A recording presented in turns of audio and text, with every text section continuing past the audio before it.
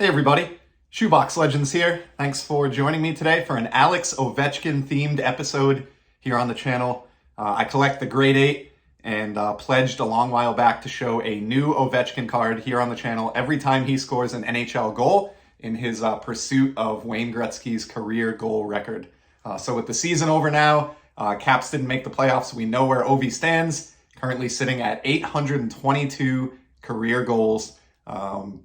So amazing. Can't believe he's even in the mix here. And as it relates to this project, I am 10 cards behind on getting caught up here. So I pulled 10 out of my stack. We're going to go through these today. There's some cool stuff in here, even a graded card that you see at back, serial numbered, acetate, all kinds of cool stuff. And then as an added bonus, I've had some requests to look at a Z-Folio. You can see them up in the background here on my bookshelf. And I do have an OV Z-Folio. So we're going to cut to that after we get through these cards and I get them filed away, and we'll take a look at that Z-Folio, talk a little bit about using those to store your collection, and I think that might be fun. So bear with me. Let's turn the camera around and take a look at these Ovechkin cards. All right, so 10 OV cards to get to here. The one that you see up in the background is not a new card. I've shown that one before, but it is going to come into play to set some of the context for one of the cards that we are going to see today.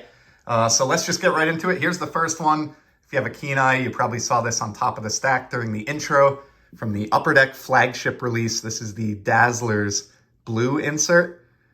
These are pretty cool. I like the effect, obviously, as a fan of Shine. Can't go wrong here. They're not valuable cards or anything. I got this on ComC for under $1, but it'll look nice in that Z-Folio that we're going to look at later. Card number 1 there. For the second one, I actually have 3 copies of this. It's his 2016 Upper Deck canvas, but I love these multiple exposure images that just harken back to the early days of Upper Deck, the late 80s, early 90s, just classic for a long time, and probably even still, these were really cheap. So I have 3 more copies of this one. I think I already have multiple copies of this. We'll see later when we take a look at that Z-Folio, but I'll count that as just 1 card for today. We're going to move into some acetate quickly now, and which I love for hockey. You know, game played on ice, it just makes sense. I have here from the first Metal Universe set from the Revival, the recent Revival by Upper Deck, the Alon insert of the grade 8. So I'm not really sure, you know, what the point of these are, to be honest with you, but I do love the technology, and I like that, you know, the majority of the card is extremely clear. Just has kind of a cool effect to it. Here's an older one. This is coming from 2017-18 Upper Deck Ice. It is the Sub-Zero insert. And this is really neat because it's not only is it acetate, but it also has like a shine effect going on in the acetate area. You can kind of see those circles moving around there. So really wild printing technology used on these. Not serial numbered, but not the easiest cards in the world to find. So pretty happy to have that one to put alongside that Alon. A couple of nice see-through cards. And then the final one on the acetate front, I've talked many times about my love of Upper Deck Clear Cut. And I have another here. This is also from 2017, which is Alex's Cup winning season. This is the Upper Deck Clear Cut Parallel. These are not numbered, but very, very, very tough to pull. This is another one that I think might be a duplicate, but if I see these, you know, at a super low price point, I just snatch them up. So especially this year where he won the Cup, and you can really see, you can even see the shine of this background card kind of coming through here. It's wild. So these are really cool. This was under $20, so gonna grab those all day long. Let's check out a serial numbered card next. This is from the time when Panini had a license to produce NHL trading cards from Contenders. You can see there's some foil here. This is from 2010-11 Contenders from Panini, the Perennial Contenders insert. And you may have noticed the foil is purple here. That does signify a parallel. So this is numbered out of 100, the purple on the back. So I've got copy 69 out of 100 there. Pretty cool. Can't go wrong with any card of Ovechkin or a great of their sport serial number to 100 or less. I love that. And next we're going to move into a trio of team color matching cards here. So I got some beautiful reds. from Upper Deck. Again, 2017, I guess that's a popular year today in this episode. The Shining Stars Red. Check this one out. I think I've shown a McDavid from this before, but it's got like a red rainbow foil that catches the light, which is just perfect for the caps. And then the gold foil work along the border here is just awesome. Like, again, this is a cheap card. I can get these for just $1 or $2 on ComC. I'm not claiming it's valuable or anything, but the quality of the card and the eye appeal of the card are just really, really nice. So there's a red Ovechkin there. Then this is a recent pickup to go with it. From from Panini, was a big fan of them when they had hockey license. This is from Zenith. It's the red hot foil parallel of Ovi's cards. So this is almost like a combination of the red foil baseball cards that I've been showing recently, but mixed with Dufex, if you know Pinnacle printing technology, or Dufex from the 90s. Just an awesome, awesome looking card. It's so amazing the way it catches the light. And of course, red foil for the Capitals is just perfect, being a team color match. That was under a $10 card, just can't go wrong. And then here's a parallel from O-Pee-Chee Platinum, sticking on the red front here for one more card, which is basically the Topps Chrome of hockey. This is the Red Prism 2017 card again here. And look at that red Capital sweater, the red border. This is serial numbered as well. You can see in the lower right, out of 199. So not exceedingly rare or even rare, but scarce enough. So happy to have that. I think this is my second copy of this card. And then finally, I have a graded card here. So the reason this Panini Certified Mirror Red has been up in the background, this is a card that I showed off previously.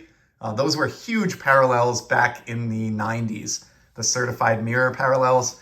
This is from Panini's reboot of Certified, and they're serial numbered, and found this red OV a while back. And as you can tell by the way the light is catching it, it's just a stunning card. So when it's not catching light, it really is red, but as the light hits it, it has this crazy rainbow quality to it.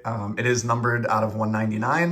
You can see here. So I'm a sucker for serial numbered cards and shine that looks like that. So recently found a copy of the blue that surfaced and was lucky enough to be the winner on this as well. It is numbered in this case out of just 99. So it's, half as many of these printed up as there were the reds. Blue is the other color that is a team color match for the Capitals. So just like the red one, this really looks perfect with this particular image. And I love that it's also a matching PSA 8. I'm not sure there's a player in history, at least in hockey anyway, I should say, that it's more appropriate to get an 8 for than Alex Ovechkin. So really grateful that I stumbled upon that one to pair it alongside that red in matching slabs. And that's a pretty big card there to end my pursuit of showing a new OV for every goal he scores, at least for this season, probably till about the October timeframe or so. May still show a couple of Ovechkins over the course of the summer, we'll see. But right now, let's get to the Z-Folio. So I'm going to cut the camera here, and hopefully I'll be able to hold this by hand and kind of take you on a tour of the OVZ. So stay tuned. All right, so here we are on location in the living room. Not sure how well this is going to work. I apologize for any shakiness in the camera. I've had a decent amount of coffee today, but we're going to try to take a look at this Z-Folio, one of the many that you see on the shelves behind me when I'm doing my intros in my card room. These have turned into my go-to form of card storage for non-graded, standard cards. I don't keep everything in here. Anything super valuable goes in a one-touch. And I do file stuff away in boxes, but I find that I appreciate and enjoy the cards much more if I can get a Z-Folio going. So you can get these in a ton of different colors. I buy mine on Amazon. They're pretty well made, nice stitching. Things I love about them, they have a zipper, so they keep the dust out and the dust away from your cards. If you use traditional albums that are open at the top and bottom, dust can be an issue. So I love the enclosed nature of the Z. And I also like that the pockets are big enough that you keep the cards in a penny sleeve even when they're in the Z. So I have to credit my buddy Eric at Those Back Pages for turning me on to these. I had been aware of them, but for some reason just, never thought to keep sports cards in them. They're generally thought of for non-sports or collectible card game storage, but they work so perfectly. So every one of the cards that you see in here is in a penny sleeve within the Z. And because there's sort of a soft backing here in each pocket, you can easily slide the cards in and out, you know, sleeved up, and you're not really going to do a ton of damage to them like you sometimes do when you're removing them and re-adding them to standard binder pages. So here's a look at the first page of my OVZ. This is a work in progress. He is not completely taken over this Z-Folio yet, which we'll see. And when he does, I may rearrange things. It's sort of a loosely organized collection at this point. So here's 3 cool acetate serial numbered inserts from the Great Outdoors up top. I'm not going to talk about every card here. This video has been long enough. Some nice O-Pee-Chee Platinum parallels. In some cases, I will group cards together. Like here's a bunch of Synergy shiny cards, 6 copies of that. I love the red acetate and the shine. As far as drawbacks here, you've probably noticed one already. If you're a fan of card backs, these aren't for you. Because of the nature of these pages, the cards go back to back and slide into the pockets. So you do not see the back side of your cards. If that's an issue for you, I would stay away from these. I find that, you know, small sacrifice is worth the trade-off. Here's an entire page. Looks great when you can do a row or a page of cards. These are box bottom cards cut out of blasters or hobby boxes from the year where the O-Pee-Chee retro design mirrored the 7980 set. So we continue on here. This page is kind of a hodgepodge. Have some early Upper Deck cards. This is a second year card here, third year card. Actually, this would be fourth, this would be third, I think, or vice versa. Some Allure parallels, other things. This whole page here is all Allure, so that looks great when you can get all different colored parallels like that. Front and center, we have the patented Peggy Bundy parallel, trademark Pepino Man. So nice looking shine on that page. Here's a section where I actually did kind of rough this out in an organized manner. So I'm a big fan of the Upper Deck canvas inserts. They started in the flagship product back in 2011. So what I've done here is carved out an area to do a row of each, starting with the 2011, 2012, and 2013. You can see I still need one, which I think I have. Just need to get those in. And then we continue on through the years, you know, 3 of each canvas card, and they just present really well. These pages are well crafted. You don't feel like they're gonna break apart or disconnect in any way. I've never had any condition issues. It's really, really easy to sort and rearrange your cards, just given that they stay in penny sleeves the entire time. So huge fan of these. There's the end of the canvas run currently. I think this present year's is out, or I could probably do that last row. Continuing on, here's some early stuff. So these are like second year O-Pee-Chee cards, second year Fleer Ultra.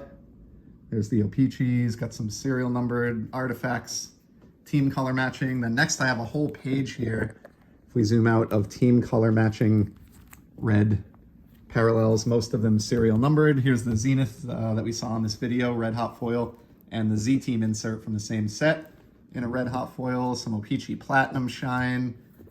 Those are all serial numbered. Just cool stuff. We got here some box bottom cards. More that would be, you know, cut out of the bottom of a box. I love those. These first 4 here are actually Russian release cards. Then I've got an area for acetate cards, including the Sub-Zero insert that we saw today. So yeah, I mean, there's no wrong way to do it, but they're just a really fun way to present and enjoy your cards. Here's another area where I have holes where I'm anticipating new cards coming in, so you can kind of get a sense for that background that you get here. Really does a good job protecting these cards from damage, so I don't hesitate to put even cards of decent value into these storage binders. Here's some hockey headliners inserts. Those are second year. Bunch more just random inserts and parallels and throwback cards. Here's another page with some great shine. Some O-Pee-Chee Platinum refractors up top there. Some Spectrum cards out of metal, which are basically refractors. A gold parallel. Yeah, here's more of these. I just love this particular canvas card, so I've picked up a bunch of versions of that one over the years when they were cheap. Here's a card numbered to 100. Like I said, I don't mind putting anything in these binders. Here's a section I was working on for the Scoring Kings inserts that started in 2005. Was hoping again to do 3 of each. This is a rookie year card, so this one's getting a little bit pricey now, and I don't know if I'll be finding a third copy of that, but If not, I'll just fill it in with something else. So there's some more nice early inserts and cards. So that's kind of a walkthrough. This whole Z-Folio is not filled with OV. I do have at the back sort of some like duplicates and outcasts. But prior to that, this is still partially just a miscellaneous hockey Z-Folio. So here's like a bunch of McDavids. But what'll happen is as I, add new OVs and work from the front towards the back, he'll eventually push all these cards out and I'll end up with 360 Ovechkin cards in here in the end. These have 20 sheets, 18 cards per sheet, 9 front, 9 back, for a total of 360 cards. So that is a look at my Alex Ovechkin Z-Folio.